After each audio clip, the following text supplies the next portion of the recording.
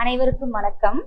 என்னுடைய பெயர் முனைவர் யோகபெட் ஜோனா, உதவி பேராசிரியர், தமிழ்துறை, ஆத்தும மகளிர் கல்லூரி, நாகப்பட்டினம்.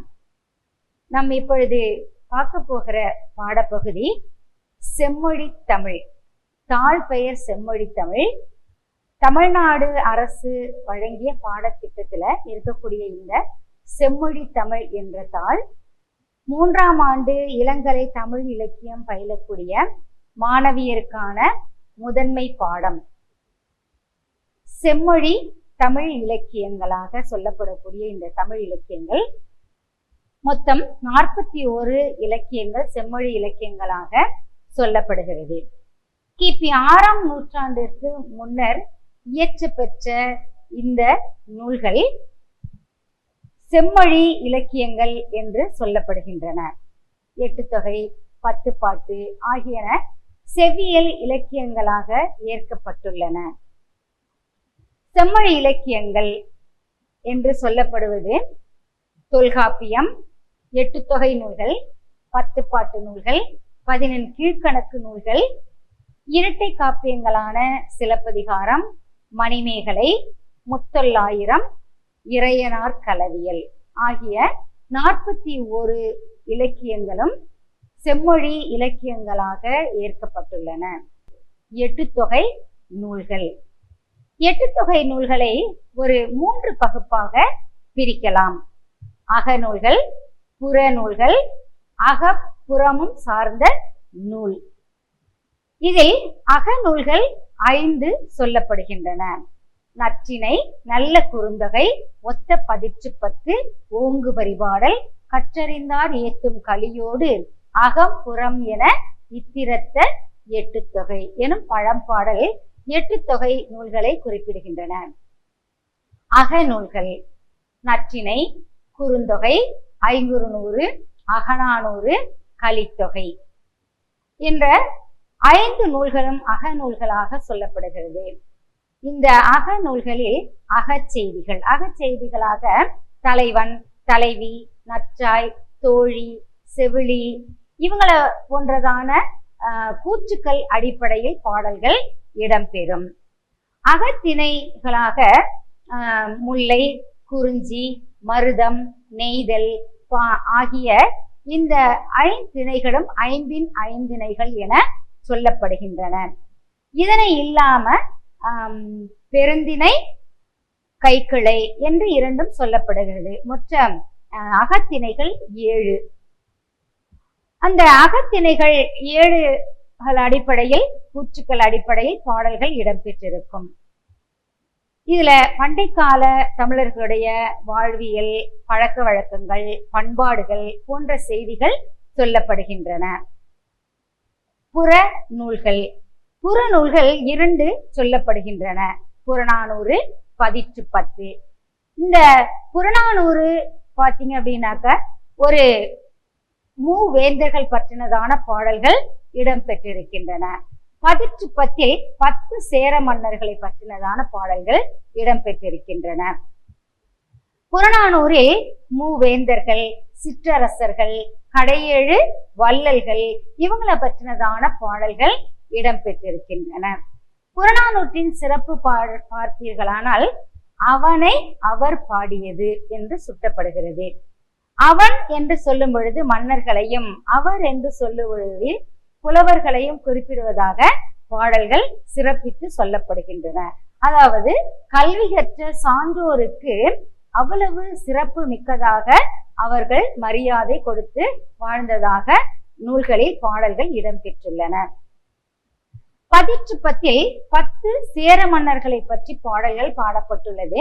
இதில் முதல் 10 கடைசி 10 நமக்கு கிடைக்கவில்லை. 2ஆம் 10 9ஆம் 10 வரைக்கும் உள்ள பாடல்கள் மட்டுமே நமக்கு கிடைக்க பெற்றுள்ளன. அடுத்ததாக அகமும் புறமும் சார்ந்த நூல். அகமும் புறமும் சார்ந்த நூல் பரிபாடல். பரி என்றால் குதிரை. குதிரை ஓட்டம் போல வேகமான நடையுள்ள பாடல்கள் அமைய பெற்றிருக்கு. இதிலும் முழுமையான பாடல்கள் கிடைக்கப்படவில்லை.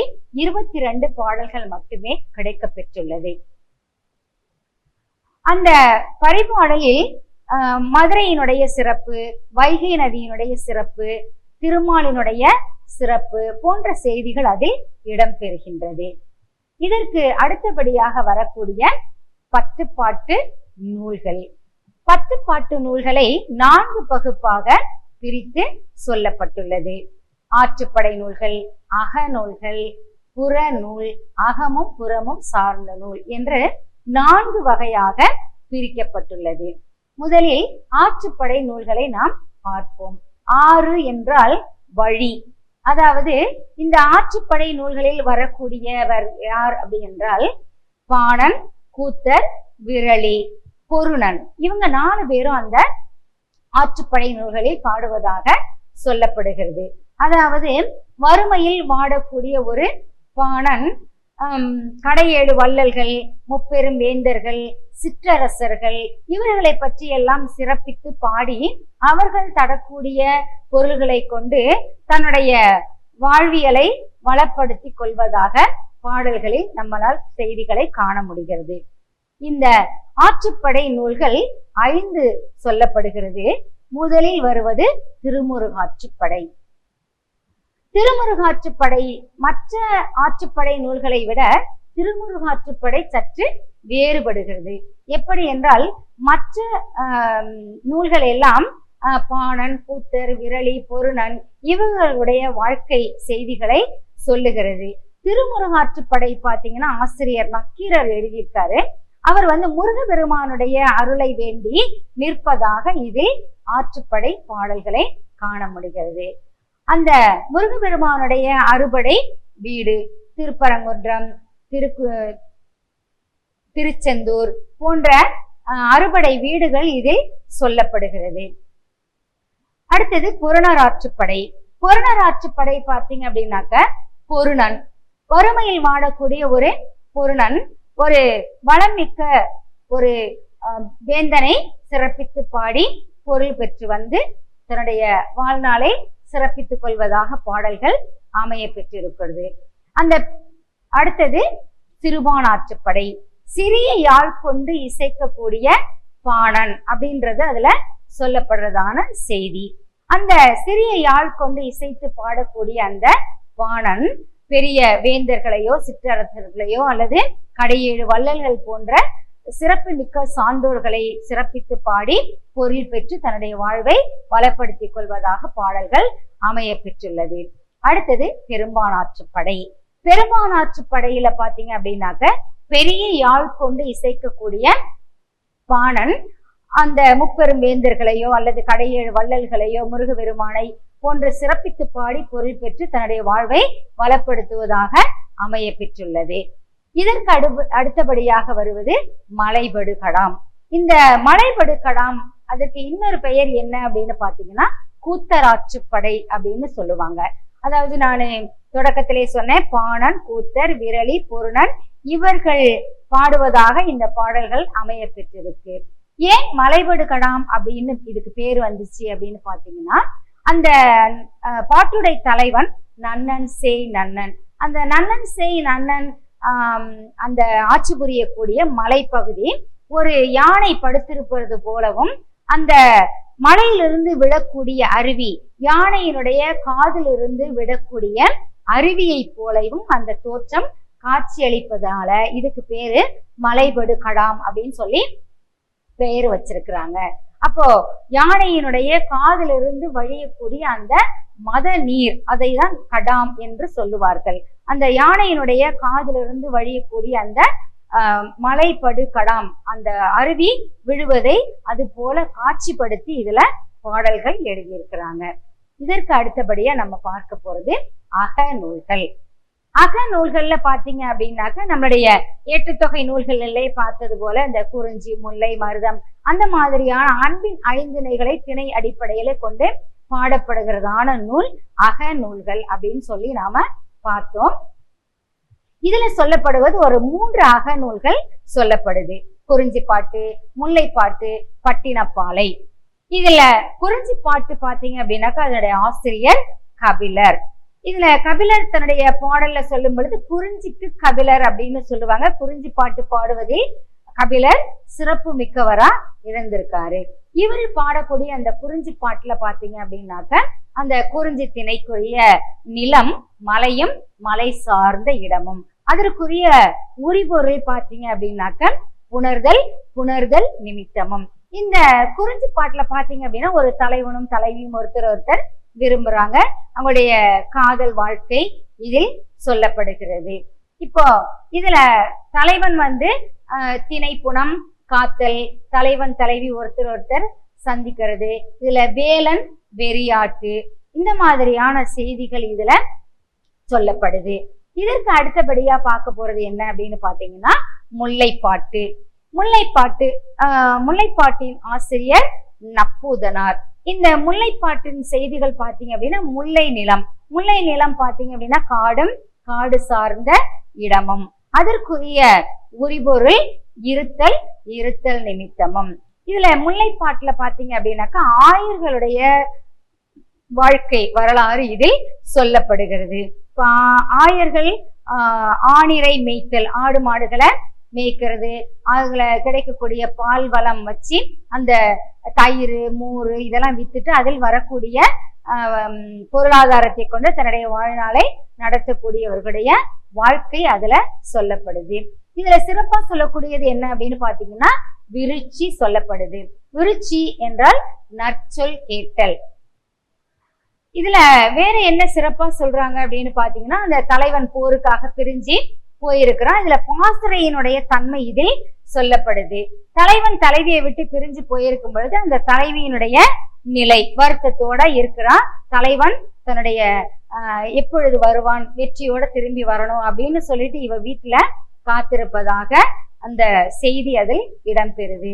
அப்போ அவருடைய வருத்தத்தை போக்குறதுக்காக சேடியர் செவிலியர் இவங்கெல்லாம் அவளை ஆற்றி தேற்றுகிறதான செய்திகள் அந்த பாடலில் காண முடிகிறது. இறுதியில் தலைவனும் போரில் வெற்றி பெற்று திரும்பி வருவதாக இது சொல்லப்படுது. இதற்கு அடுத்தபடியா நம்ம பார்க்க போறது பட்டினப்பாலை. பட்டினப்பாலை பாத்தீங்க அப்படின்னாக்கா இது ஒரு பாலை அப்படி என்று சொல்லும் பொழுது இது ஒரு அகத்திணையில வருது. பட்டினம் என்று சொல்லும் பொழுது நம்முடைய காவிரி பூம்பட்டினம். இப்போ நம்ம அதை பூம்புகார் அப்படின்னு சொல்றோம். இங்க நடந்த நிகழ்வு. இதனுடைய பாட்டுடை தலைவன் கரிகால் பெருவளத்தான். அப்போ தலைவன் பொருளீற்றத்துக்காக பிரிஞ்சு போகணும் அப்படின்னு சொல்லி நினைக்கிறான். அந்த பாலை நிலம் பாத்தீங்க அப்படின்னாக்க பாலைக்கென்று தனி நிலம் இல்லை. குறிஞ்சியும் முல்லையும் முறைமையில் திரிந்து நல் இயல்பு இழந்து நடுங்குதுயர் உறுத்து பாலை என்பதோர் வடிவம் கொள்ளும் அப்படின்னு சொல்லுவாங்க. இந்த பாலைக்கென்று தனி நிலம் இல்லை. இந்த செய்தி எங்க சொல்லப்படுது அப்படின்னு பாத்தீங்கன்னா இளங்கோவடிகள் சிலப்பதிகாரத்துல காடுகான் காதையில பாலைக்கான நிலம் சொல்றாங்க. இப்ப வரக்கூடிய உரையாசிரியர்கள் இந்த பாலைக்குரிய நிலமாக சுரமும் சுரம் சார்ந்த இடமும் அப்படின்னு சொல்றாங்க. சிலர் பாத்தீங்கன்னா மணலும் மணல் சார்ந்த இடம் அப்படின்னு சொல்றாங்க. அப்போ முல்லை நிலமும் குறிஞ்சி நிலமும் எங்க தண்ணி இல்லாம வறட்சி காணப்படுகிறதோ அது பாலை நிலமாக சொல்லப்படுது. இப்ப இங்க தலைவன் பிரிஞ்சு பொருளீற்றத்துக்காக போகணும் அப்படின்னு நினைக்கிறான். அதுல ஒரு சிறப்பான ஒரு செய்தி, முட்டாச்சிறப்பின் பட்டினம் பெரினும் வாரிரும் கூந்தல் வயங்கிழை ஒழிய வாரேன் வாழிய நெஞ்சே அப்படின்னு சொல்லி இதுல ஒரு நெஞ்சா தன்னுடைய நெஞ்சத்துக்கு தனக்குத்தானே இந்த தலைவன் சொல்வதாக இந்த பாடல் அமைய பெற்றிருக்கு.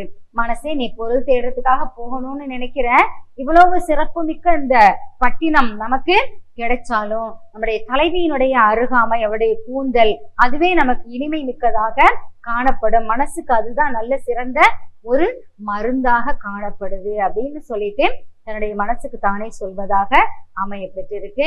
இந்த பட்டினப்பாலையில் கரிகால் பெருவளத்தானுடைய கொடைத்தன்மை, அவனுடைய வளமான அவனுடைய ஆட்சி முறை, இன்னும் நம்முடைய காவிரியினுடைய சிறப்பு இதில் சொல்லப்படுகிறது. இதற்கு அடுத்தபடியாக வருவது புறநூல். புறநூல் பாத்தீங்க அப்படின்னாக்க மதுரை காஞ்சி. காஞ்சி அப்படின்னு சொன்னோம்னாலே நிலையாமையை குறிக்கக்கூடியது. நிலையாமை அப்படின்னு சொன்னீங்கன்னாக்க நம்முடைய இளமை, யாக்கை, செல்வம் இது மூன்றும் நிலையானது இல்ல. இளமையும் நிலையா இருக்கிறது போறது கிடையாது, யாக்கை அப்படின்னா நம்முடைய உடல் நிலையாக இருக்க போறது இல்ல. இந்த செல்வமும் நிலையானது இல்ல. அது செல்வம் கிடையாது, செல்வம். இன்னைக்கு நம்ம கையில இருக்கும், நாளைக்கு அடுத்தவங்க கையில போயிட்டே இருக்கணும். இந்த மனித வாழ்க்கை நிலையானது இல்லை அப்படின்றத உணர்த்துறதுக்காக இந்த மதுரை காஞ்சி நூல் இயற்றப்பட்டதாக செய்திகளை காண்கிறோம்.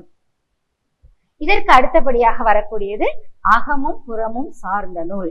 அகமும் புறமும் சார்ந்த நூல் நெடுநல் வாடை, நெடிய நல்ல வாடை அப்படின்னு சொல்றாங்க. இதனுடைய ஆசிரியர் நக்கீரர். இப்போ நெடிய நல்ல வாடை அப்படின்னு சொன்னீங்கன்னா வாடை காற்று, அதாவது வடக்கு திசையிலிருந்து வீசக்கூடிய காற்று வாடை காற்று அப்படின்னு சொல்றோம். இது நெடிய நல்ல வாடை அப்படின்னு எதுக்கு சொல்லியிருக்காங்க அப்படின்னு பாத்தீங்கன்னா, வாடை காற்று ரொம்ப ஒரு நமக்கு குளுமையா இருக்கும். அந்த ஆயர்களுடைய வாழ்க்கை இதில் சொல்லப்படுது. அப்ப அவங்க மழை பெய்யுது, திடீர்னு வெயில் அடிக்குது, திடீர்னு பனி பெய்யுது. இந்த மாதிரியான அந்த சூழ்நிலையில இந்த ஆயர்கள் எவ்வளவு கஷ்டப்படுறாங்க அப்படின்ற அவங்களுடைய வாழ்க்கை இதுல சொல்லப்படுது.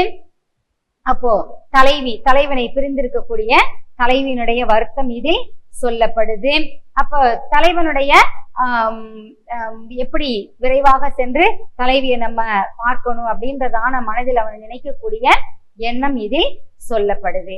இதுல கூதிர்கால வர்ணனை இனிமையாக சொல்லப்படுகிறது. இதற்கு அடுத்தபடியாக வருவது 11 கீழ்கணக்கு நூல்கள். இப்ப 11 கீழ்கணக்கு நூல்களை ஒரு 3 பகுப்பாக பிரித்து சொல்லப்படுகிறது. அறநூல்கள், அகநூல்கள், புறநூல். அறநூல்கள் ஒரு 11 சொல்லப்படுகிறது. திருக்குறள், நாலடியார், நான்மணிக்கடிகை, இன்னா 40, இனியவை 40, பழமொழி, திருப்பஞ்சமூலம், திரிக்கடுகம், ஆசார கோவை, முதுமொழி காஞ்சி, ஏலாதி. ஒரு 11 நூல்கள் அறநூல்களாக சொல்லப்படுகிறது. அடுத்தது அகநூல்கள். அகநூல்கள் ஒரு 6 நூல்கள் சொல்லப்படுகிறது. கார் 40, ஐந்திணை 50, ஐந்திணை 70, திணைமொழி 50, திணைமாலை 150, கைநிலை ஆகிய 6 நூல்கள் அகநூல்களாக சொல்லப்படுகிறது. புறநூல் 1, களவழி 40. இப்ப அறநூல்கள் எல்லாமே பாத்தீங்க அப்படின்னாக்க நம்முடைய சங்க காலத்தில் வாழ்ந்த மக்கள்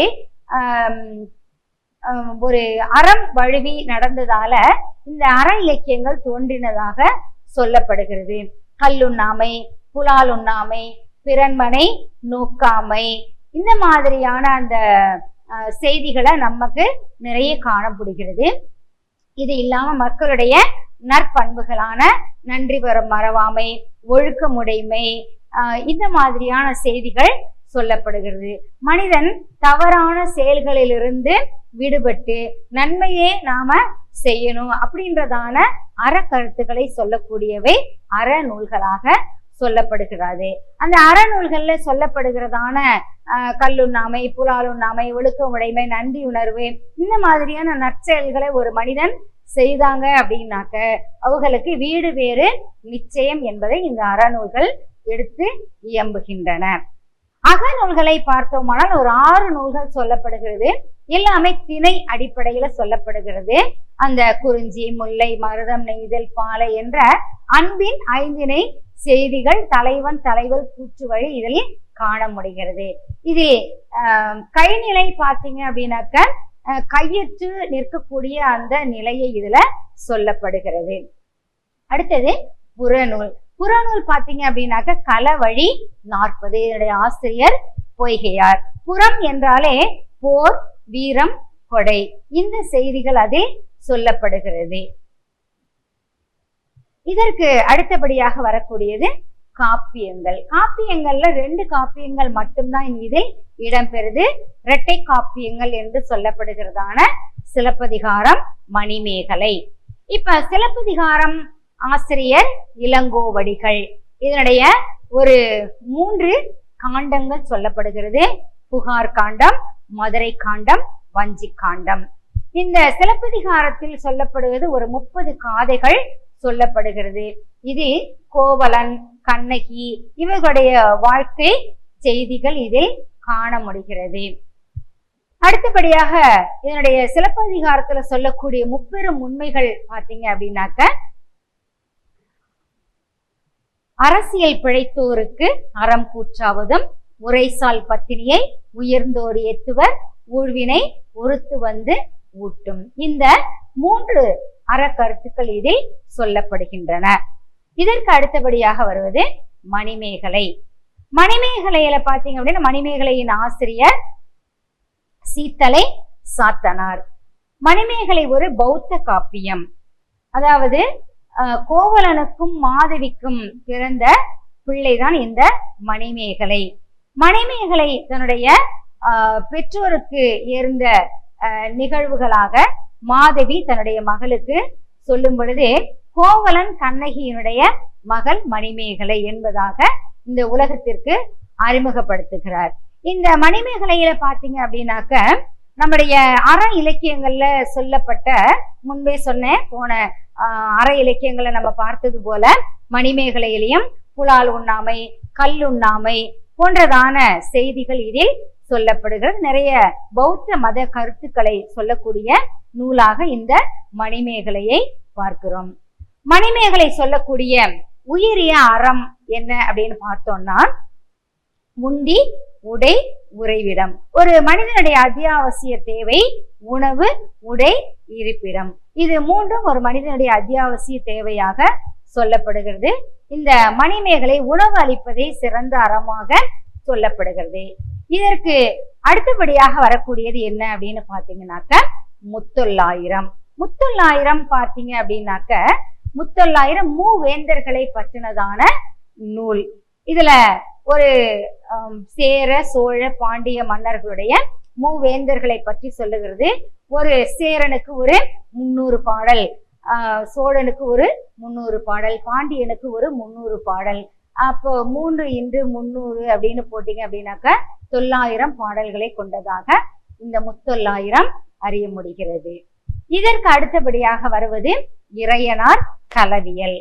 இந்த இறையனார் களவியல் பாத்தீங்க அப்படின்னாக்க, தொல்காப்பியர் சொல்லக்கூடிய அகப்பொருளை விளக்கக்கூடிய ஒரு நூலாக இந்த களவியல் சொல்லப்படுகிறது. இதன் ஆசிரியர் இறையனார். இதுல பாத்தீங்க அப்படின்னாக்க, நம்ம இப்ப 41 இலக்கியங்களை பார்த்திருக்கோம். அதுல இலக்கண நூல்கள் அப்படின்னு பாத்தீங்கன்னா, ஒரு 2 நூல்கள் இலக்கண நூல்கள் சொல்லப்படுகின்றன. ஒன்று தொல்காப்பியம், இன்னொன்று இறையனார் களவியல். இப்ப தொல்காப்பியம் பாத்தீங்க அப்படின்னாக்க, இலக்கணம் சொல்லும் பொழுது இதில் தொல்காப்பியம் எழுதின ஆசிரியர் தொல்காப்பியர். இதில் 3 அதிகாரங்கள் இடம்பெற்றுள்ளன. எழுத்ததிகாரம், சொல்லதிகாரம், பொருளதிகாரம். இப்ப எழுத்ததிகாரத்திற்கு ஒரு 9 இயல்கள், சொல்லதிகாரத்தில் ஒரு 9 இயல்கள், பொருளதிகாரத்தில் ஒரு 9 இயல்கள், மொத்தம் 27 இயல்கள் சொல்லப்படுகின்றன. இறையனார் களவியல்ல பாத்தீங்க அப்படின்னாக்க, அகப்பொருள் பற்றிய இலக்கணம் சொல்லப்படுகிறது. இந்நூல் கிபி 6ஆம் நூற்றாண்டில் இறையனார் எனும் ஆசிரியரால் எழுத பெற்ற நூல். சங்க இலக்கியத்தை பற்றி நாம சொல்லணும் அப்படின்னாக்க, இந்த சங்க இலக்கியத்தில் செவ்வியல் பண்புகள் அனைத்தையும் ஒரு சேர ஒருங்கே பெற்ற இலக்கியங்களாக சங்க இலக்கியங்கள் சொல்லப்படுகின்றன. சங்க இலக்கியங்கள் என்று சொல்லப்படுவது 8 தொகை 10 பாட்டு. நம்முடைய மனித வாழ்க்கையினுடைய உயர்ந்த பண்பாடு, பழக்க வழக்கங்கள் போன்ற செய்திகள் இதில் இடம்பெற்றுள்ளன. சங்க இலக்கியத்தில் சொல்லப்படுகிற ஒரு சில கருத்துக்களை நாம் பார்ப்போம். யாதும் ஊரே யாவரும் கேளீர், தீதும் நன்றும் பிறகரவாரா, நோதலும் தனிதலும் அவற்றோரன்ன, நல்லது செய்தல் ஆற்றீர் ஆயினும் அல்லது செய்தல் ஓம்புமின், உண்டி கொடுத்தோர் உயிர் கொடுத்தோரே. இது போன்றதான நல்ல மனித வாழ்க்கையில சிறந்த கருத்துக்களை இந்த நூல் எடுத்து இயம்புகின்றன. பல விழுமிய அற கருத்துக்களை இந்த நூலில் நிறைய காண முடிகிறது. ஒரு காதலுக்கு சிறப்பாக சொல்லணும் அப்படின்னு பாத்தீங்கன்னாக்க, யாயும் யாயும் யாராகியரோ எந்தையும் நொந்தையும் எம்முறை கேளீர், யானும் நீயும் எவ்வழி அறிந்தும் செம்புல பெயல் நீர் போல அன்புடைய நெஞ்சம் தாம் கலந்தனவே. இது போன்றதான சிறந்த பாடல்கள் இதில் நிறைய இடம்பெற்றுள்ளன சங்க இலக்கியங்களில். சங்க இலக்கியம் என்பது ஒரு விரிந்த கடல். அதன் ஆழத்தை சென்று பார்ப்பது என்பது இயலாத காரியம். இன்றும் நிறைய உரையாசிரியர்கள் புதிய புதிய உரைகளை எழுதிட்டே தான் இருக்கிறாங்க.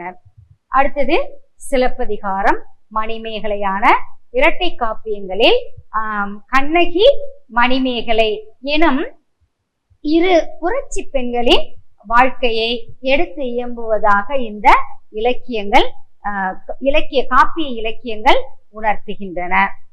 11 கீழ்கணக்கு நூல்களில் வரக்கூடிய ஒரு சில சிறப்பான செய்திகளை நாம் காண்போம். பிறப்புக்கும் எல்லா உயிர்க்கும் அறத்தான் வருவதே இன்பம், நன்றி மறப்பது நன்றன்று. இது போன்றதான உயரிய சிந்தனைகள் திருக்குறளில் சொல்லப்படுகின்றன. யார்க்கும் அன்புடையார் ஆதல் இனிது, ஆராய்ந்து அறிந்து உரைத்தல் ஆற்ற இனிது. இந்த மாதிரியான செய்திகள் இனியவை 40 எனும் நூலில் காண முடிகிறது.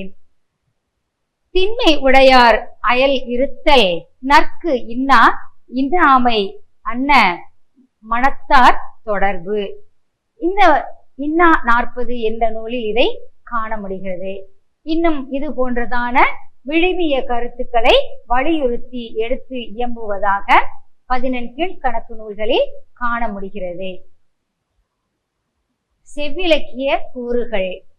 தமிழ் இன சார்பு, நாட்டு சார்பு முதலிய எல்லைகளை கடந்து மக்கள் வாழ்வை செம்மைப்படுத்துகிற இனிய விழுமிய கருத்துக்களை விவரிக்கின்ற சங்க இலக்கியம், திருக்குறள் போன்ற செவ்விலக்கியங்கள் பலவற்றை கொண்டுள்ளது. இவ்விலக்கியங்கள் உயர்ந்த முருகியல் செழுமை நிறைந்தவை. முந்திய இன்றைய என காலந்தோறும் உருவாகி கொண்டிருக்கின்ற பண்பாடுகளும் மரபுகளும் இலக்கியங்களுக்கும் சிறந்த வாயில்களாகவும் பதிவேடுகளாகவும் விளங்குகின்றன. நன்றி.